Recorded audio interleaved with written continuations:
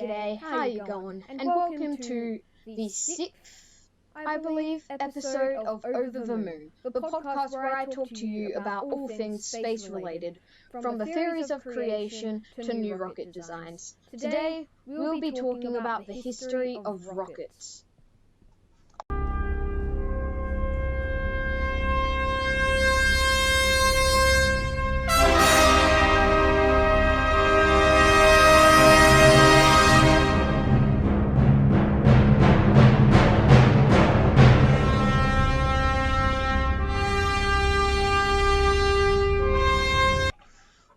Originally made as a form of intercontinental war transportation systems. The first ever rocket to break the Kármán line, the most commonly agreed upon line of space, 70,000 kilometers up, was known as the V-2 rocket. The rocket was made by Nazi Germany to help nearing the end of World War II. It was only a single-stage rocket and was designed by the rocket legend Wernher von Braun. Wernher von Braun is well known for developing the Saturn V rocket, which we'll talk about later on. The rocket had a liquid engine and could carry over 3,800 kilograms of propellant and had a 1,000 kilogram warhead. Once the war was ending, World War II, between the Russian and the American troops were closing in on the Nazis.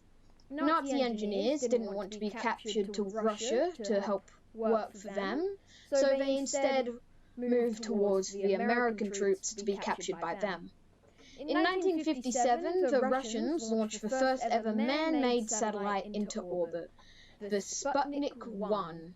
The Sputnik 1 was launched aboard the R-7 Soyuz rocket. After the Sputnik 1 reached a stable orbit, it transmitted frequencies to Earth. It was in working order for 3 weeks before its battery died. It orbited for another 2 months before crashing into the Earth. After the Sputnik 1 missions were completed, the space race between America and Russia truly began, as the Americans and the Russians fought with everything. The wars, like the Cold War, they had the nuclear race and now the space race. In 1961, the Russians became the first country to launch humans into space aboard the Vostok 1. It launched into the cosmos, naming their astronauts cosmonauts. The rocket was used with the Vostok K. The rocket itself was the Vostok K, and it had the Vostok 3Ka capsule. The Vostok K was a 2-stage rocket with 4 side boosters, just like our current Soyuz rockets. The first stage had 4 boosters with 4 RD-107 engines. The first stage used liquid oxygen or kerosene fuel. The second stage had 4 RD-108 engines. It also used liquid oxygen kerosene fuel. The final stage had 4 RD-0109 engines. The entire rocket uses currently outdated rockets and could carry 4,730 kilograms to lower Earth orbit, or LEO. The first American human spaceflight mission was known as Project Mercury. The goal was to orbit the Earth before the Russians. It was opened in 1958. The first orbit, however, happened a year after the first humans in space, Yuri Gagarin on Vostok 1. The first successful flight to space by the Americans was the Mercury Redstone 3 launch in 1961. On board was Alan Shepard. Alan Shepard did not, however, orbit the Earth, which was the entire point of the Mercury program. His launch was just to make sure that humans could withstand the forces of exiting and re-entering the atmosphere. And the mission only lasted 15 minutes. The Redstone 3 capsule was flown aboard the Atlas LV-3B rocket. The original prototype for the Atlas LV-3B rocket was made out of stainless steel. as stainless steel can rust, Convair had to come up with a way to prevent that, so they created WD-40, which is now a household item that you could probably find by going into your garage. The Atlas LV-3B rocket had 1.5 stages. The Atlas had one booster with two XLR 895 rockets on the bottom. It was capable of 1,517 kilonewtons of thrust. The next stage had one XLR 1055 engine. It was capable of 363 kilonewtons of thrust. A few months after this launch, and with only 15 minutes of space time, the current American president, John Kennedy, announced the Apollo program, stating that they would land on the moon before that century was out. The Mercury program, however, still continued, and they had the first American to orbit the Earth, John Glenn, who flew aboard the Mercury Atlas 6, and he orbited the Earth for 5 hours. After the Mercury program, there was the Gemini program. Gemini carried 2 people per rocket. The program started in 1961 and went through to 1966, during the same time as the Apollo mission. It was used to learn more about space to help along with the Apollo mission. Before the first crewed Saturn V, there was the Saturn 1B. These were used as test rockets instead of just using the Saturn V. The first crewed flight was to be in 1967. The first crewed flight was Apollo 1, which was a failure. During a pre-flight test, the crew of 3, Gus Grissom, Ed White, and Roger Chaffee, were sitting in the command capsule getting prepared. The launch wasn't supposed to happen for quite a while, but there was a wire issue. The wires got cut and caused sparks, which lit the entire capsule on fire. All 3 people went into cardiac arrest from smoke inhalation before the fire actually managed to touch the bodies. But once the crew managed to open the hatch, the bodies and flight suits were completely burnt. But the flight suits can still be seen in NASA's Kennedy Space Center, if you want to go and look at a tribute to them. The first launch of the Saturn V was the Apollo 6. It was an uncrewed launch as a test to make sure the Saturn V was ready for flight. The next launch was Apollo 7, and it was not on the Saturn V, it was on the Saturn 1B, as the Saturn V was currently still a prototype. It launched in 1968. The Apollo 7 launch was to test the rocket's capabilities in space. It orbited Earth for 11 days before landing back down. The next Apollo launch was Apollo 8. Apollo 8 was a successful crewed launch to the moon. It launched in December 1968 and lasted 6 days. What they did was they did a orbit of the moon and spotted out a good landing spot for the first landing. The crew of James Lovell, William Anders, and Frank Borman II. An interesting fact was the backup crew for Apollo 8 was Neil Armstrong, the first man on the moon, Buzz Aldrin, the second man on the moon, and Fred Hayes, the pilot of Apollo 13. The next launch was of Apollo 9. Apollo 9 was used to test out the lunar lander in low Earth orbit, or LEO. Apollo 9 was also the first flight of the entire Apollo spacecraft. It launched just a few months before Apollo 11. Apollo 10 was launched 2 months before Apollo 11. Apollo 10 was launched as a rehearsal of the entire landing, where they did everything but land. And it was successful, so they decided to go onto the Apollo 11 launch. Apollo 11 launched on the 16th of July, 1969. Kind of sad thing is, John Kennedy died, I believe in 1966, so he never actually got to see the Apollo 11 crew land on the moon.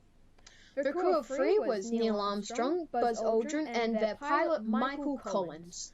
They cruised through space for 4 days before Neil Armstrong landed the lunar module along with Buzz Aldrin. Once landed, Neil Armstrong was first to get out. Once he landed, he said the famous words, "One small step for man, one giant leap for mankind."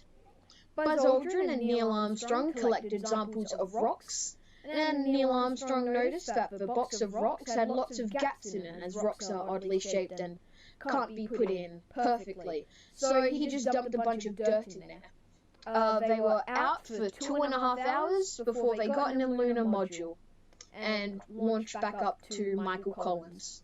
And the mission ended on July 24th, 1969. Apollo 12 launched on the 14th of November, 1969. The crew was Pete Conrad, Richard Gordon Jr., and the pilot Alan Bean. Apollo 12 was successful in getting a rover to the moon and the whole crew back. But due to this being the second landing, not many people cared about it. You know, you get the first landing. Yay, we finally landed on the moon. And then the hype's gone. So after Apollo 11, Congress cut NASA's budget down dramatically, as there was less interest in space. Apollo 13 launched on the 11th of April 1970. The crew was Jim Lovell, Jack Swigert, and the pilot Jim Hayes.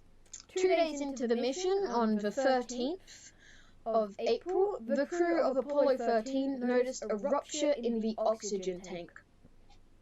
Pure oxygen is highly flammable, so they couldn't fire their rockets to land or go back to Earth. The mission was aborted and they did a flyby of the moon. They managed to survive and come back into Earth, but the rest of the Apollo missions were successful. The final Apollo mission, Apollo 17, launched on December 2nd, 1972. More flights were cancelled, but due to budget restraints because of lack of interest, they were all cancelled. In 1969, the Russians were developing their own moon landing capsule to race with America. They, however, failed to land on the moon, so they gave up as America won that short space race. The Space Shuttle program was a plan to create a fully reusable rocket able to put large payloads into Geosynchronous Transit Orbit, or GTO. The Space Shuttle was a plane-style rocket with a large payload bay. It sat on top of an orange fuselage, which had 2 solid rocket boosters, or SRBs, strapped to the side. The Space Shuttle was a powerful rocket that I have spoken of before. I spoke of how dangerous it was. It was the rocket that built the ISS in outer space and deployed the Hubble Space Telescope. The Space Shuttle was meant to be fully reusable, but because of safety limitations put in by Congress, it ended up only being refurbishable, which meant when it landed they had to take apart most of it. So when they flew, barely any of it was the original rocket. The Russians actually ended up making a better space shuttle called the Buran. The Buran had 4 boosters and a large fuselage along with the plane. The Buran was lighter than the space shuttle by 6 tons, but was retired on the 15th of November 1988 due to budgetary restraints. The Space Shuttle was also cancelled due to budgetary restraints and high prices because of so much human labour during refurbishment. As I've said before, the space shuttles had between 2,500 and 3,300 heat-sink tiles on the bottom, which all had to be replaced by hand. Well, most of them had to be replaced by hand. And it was set down in 2011. There's still, I think, 4 space shuttles that you can go and see at various NASA facilities if you want to see them. One of them's on the Intrepid boat. I've seen that one. and it's quite nice. Because the space shuttle was discontinued, there was no way for NASA to get human astronauts to the ISS. But Roscosmos, the Russian space agency, still had the Soyuz FG and now the Soyuz 2. So, since 2011, Roscosmos and NASA have had to team up to be able to launch people to the ISS, despite their differences along the way. SpaceX is also currently working on a new capsule that will allow America to launch American astronauts from American soil, as the NASA CEO Jim Bridenstine said himself. This will be launched in about a month, despite coronavirus outbreaks. They are still planning on doing it. NASA is also working on the SLS, or Space Launch System, which I have spoken about before, along with SpaceX's Big Falcon rocket.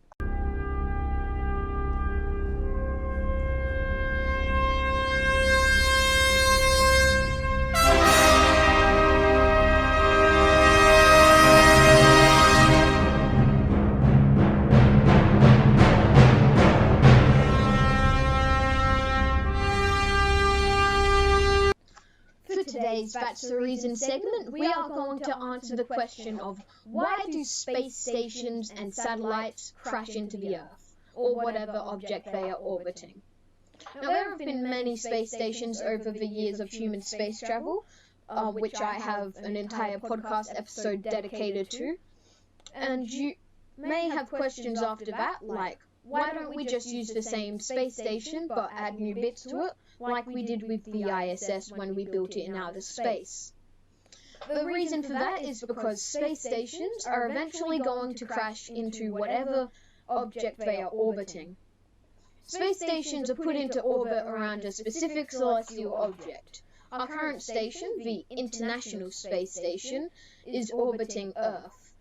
NASA estimates that we'll have a few more years until it crashes, but they have already managed to keep it up there for a little longer. They're probably going to be able to delay its crash for some more time. So let's say about 6 years until it crashes. An orbit, in space terms, is when an object orbits or circles another object. The object orbiting the object is moving around or orbiting while every now and then being pulled in by the gravity. So eventually it would be pulled into the gravitational bubble of whatever planet it is orbiting, and as gravity pulls you down, you'll then fall. Space stations are usually intentionally deorbited so as not to kill anyone on board and to protect those on Earth, so it doesn't just fall in the middle of Adelaide, for instance. So in conclusion, space stations eventually crash because gravity pulls them down, unless of course you're an idiot and you believe the world is flat and gravity was made up by Isaac Newton, and for some reason the government just still tries and makes you believe that. Well, that's the end of this episode.